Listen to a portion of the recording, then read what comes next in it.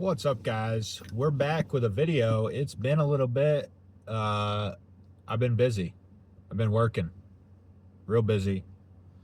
And also, the news cycle has just kind of been predictable and repetitive and filled with partisan bias that makes it completely worthless to even talk to most people on either side of the political spectrum right now. So just really didn't give a shit for a few weeks, truthfully. However, today we're gonna talk more about the immigration issue. We're going to talk about, the most recent drama with ICE versus the immigrant defenders. And we're going to give some tough love to the right wing here because they are totally, a lot of them, I don't mean everybody, but a lot of them are totally tripping over their own hypocrisy on every single direction that they're trying to take this story. And it's pretty pathetic, to be honest. And we're gonna also tell you why the libertarians are right again. And I specifically mean my camp of libertarians. That's the right wing, Ron Paul, Dave Smith, Clint Russell libertarians. And they are always right, pretty much. And this is another good illustration of why that's the case. All right, so first things first, we had this the Minneapolis shooting part 2.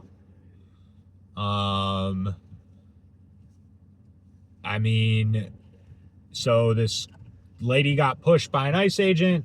This guy that was in the area got in between lady that got pushed and the ICE agent. And a tussle ensued between that guy and a bunch of ICE agents.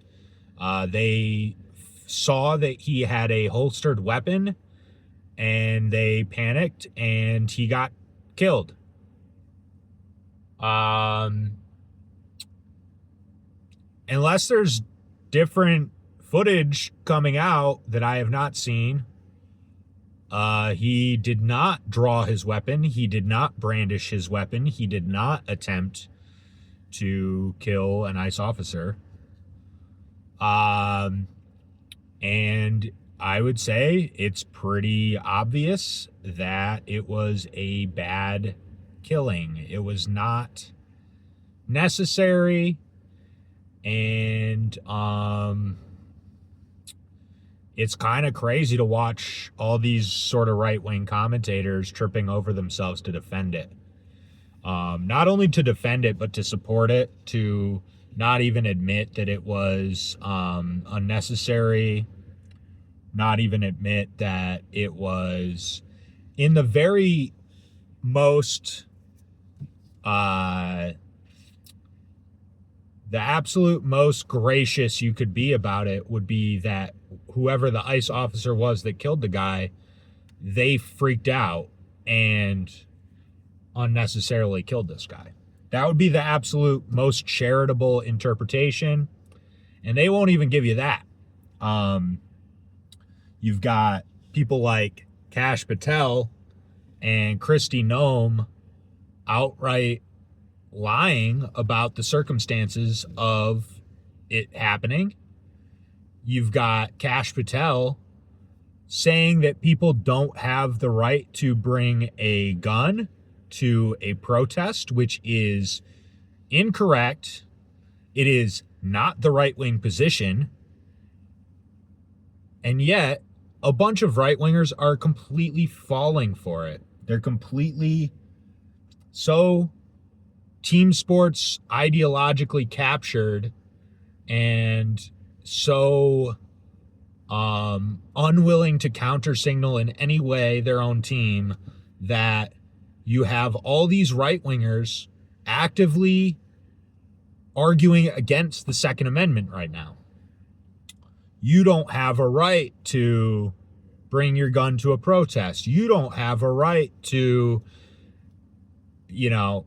however you want to frame it. Yeah, you do. That's the Second Amendment.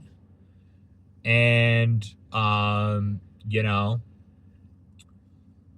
just to watch people who, people will literally in the same breath say, I'm a absolutist, but here's my spiel about why I'm not.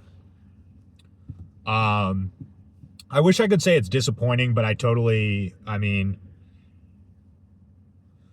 there's always, on both sides, the hypocrites are often the loudest and often the most popular. So that's been pretty stupid. Now, the whole thing is that the thing that makes this complicated is that many of these left-wing,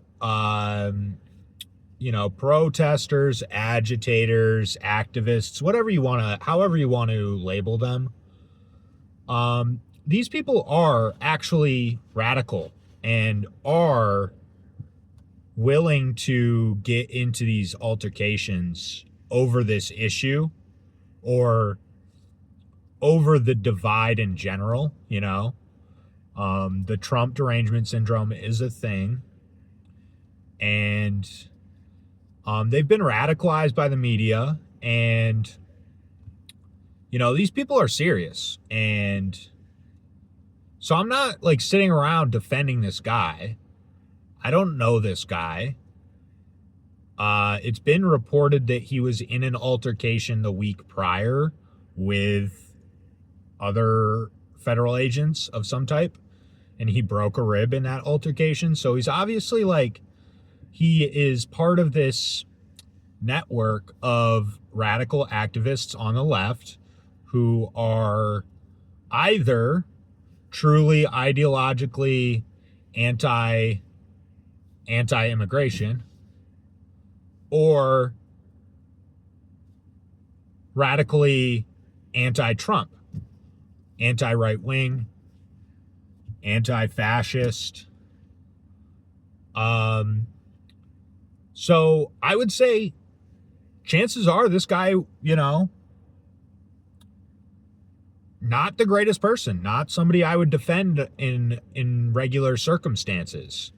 However, for the right wing who, just a few months ago when Charlie Kirk got killed, was moral grandstanding about how they have the moral high ground, and look at all these leftists celebrating this guy's death and blah, blah, blah. It's literally, all right, well, now you're them. You've given up your moral high ground in order to, in their view, I guess they're supporting the mass deportation regime. Or, I think in a lot of cases, both sides view this as an existential struggle right now. And to some extent, that's true. And to some extent, it's true, but your politicians, the party that you vote for, and the actual movers and shakers in Washington, D.C., they don't see it that way. They're all in it together. They're all playing on a stage. There is no mass deportations happening. Trump's already walked back mass deportations. He's already saying, well, if you work at a farm or a hotel, and you got here legally, I guess we're just going to let you stay. because to do otherwise would be super bad for big business, and the donors don't like that. And so he's already walking back mass deportations. It's just not happening. So, you know, it's like the politicians have their bases all riled up, and the media has their bases all riled up. But the actual people that have power, they're doing fuck all about any of this. The Trump administration deportation numbers are worse than Joe Biden's deportation numbers, or similar. They're worse than Obama's deportation numbers, or similar. So all these right-wingers that are saying it's an existential crisis, oh, we've got to do mass deportations, which I agree with. Mass deportations in one form or another do need to happen if this country is going to remain this country. But they're not it's just not happening. You're not getting, in the next 3 years, which is all Trump's got left now, you're not getting the 20 to 40 million that came in under Joe Biden's administration out. You're just not. And so all this stuff with ICE, all these scuffles in the street, these big shows of force, it's all just theater. It's not real. You're not doing it. And then you have all these right-wing commentators, Tim Pool, Nick Fuentes, all these supposed smart guys, and you just don't have the stomach for mass deportations. We're so tough and we support them, and we're so tough because we support them. It's like, first of all, you're not tough. You're not doing any deporting. You're just rooting for other guys to be doing it, which is fine. Go ahead. But, like, you're not getting the numbers that you need to affect the change that you supposedly are for. So it's really just like this, you're just peacocking to, like, boomer cons, I guess. I mean, Nick's obviously got a much younger audience than Tim. Tim actually is just peacocking for boomer cons. Nick is in a different situation, and I guess his audience would likely be like younger guys, and it's just like, maybe they're convinced by this, but like, if you look at any of the objective facts around this situation, you're not actually affecting the demographics. You're not changing it back. This is also like the Trump administration did come in with a mandate to affect mass deportations, to make them happen, to remove illegals from the country. That was a supermajority popular issue. And this strategy of these overwhelming shows of force, of these masked dudes coming into neighborhoods in unmarked vehicles and like dragging people out of the street, like, this is just bad strategically. Obviously, if you're not an idiot, this is bad strategy. You've expended all your political capital. You've lost all of the will that you had for these. Like, just look at the polling numbers. It's super obvious. Like, you've already the Trump administration has already completely destroyed any chances of the population having the stomach for mass deportations. And it's just bad strategy. If you're for mass deportations, which I am, actually, I don't believe illegals have a right to be here. It's never been a popular, you could have never in this country held an election that would have voted for mass migration. Never would have happened. There's not been a year in the entire history of the country. So if we are going to pretend that we live in a democracy and, your vote counts and the will of the people and elected representation and blah, blah, blah, blah, blah, if that's what we're pretending we live under, which that's what we do here, that's what the whole country is built on, then none of these people have a right to be here, because the sovereign, aka the people, the citizens, have never wanted mass migration. It's always been done against their will, through NGOs, through big business and corporations funding NGOs, through the UN and these Soros-linked NGOs. There's a big network that affects these, all for big business interests and for political interests, for voting demographic interests, all that.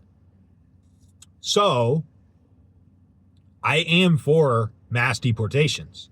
However, this is just clearly bad strategy. And if you don't understand that, then you're not serious about having it actually happen. You're just rooting for your team as you view it. Even when your team is fucking you out of the policy that you supposedly want. So, I say all that to say, and I guess I'm gonna wrap it up pretty quick here because I don't really want to keep droning on about this. I kind of find this whole issue infuriating from every angle. Like, I hate the leftists that support it. I hate the politicians that play it either way for their gain. I hate the right-wingers that are so cucked to their own party that they'll vote against their own right to self-defense in order to feel like a team player. I hate all of it. It's all fake. But here's the really obvious solutions if the Trump administration was serious about affecting mass deportations. One, either outlaw remittances to other countries, aka sending money that, a lot of these immigrants, they come in, the working age males, they come into the country, they work, they send their money back home to their families, whatever. And that in turn allows more of them to come here because now they have money and they can make it here, right? So either make that illegal or tax it at some absurdly high rate that makes it completely undoable. Like, tax it at 95%.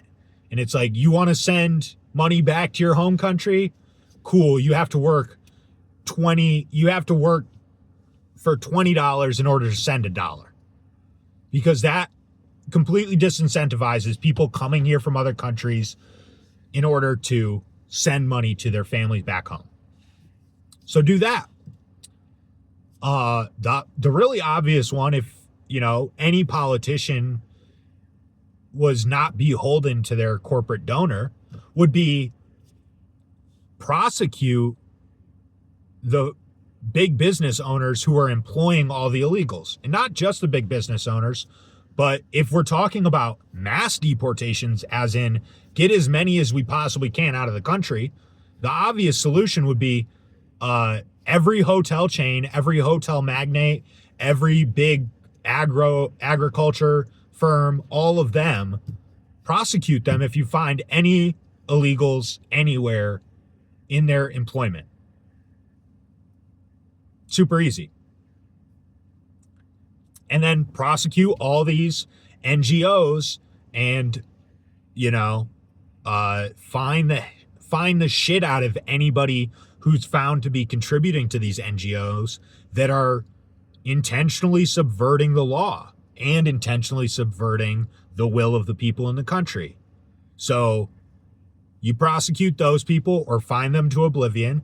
You prosecute the employers, fine them to oblivion. You prosecute any of the judges that are allowing this to happen, that are striking down anything that is enforcing it.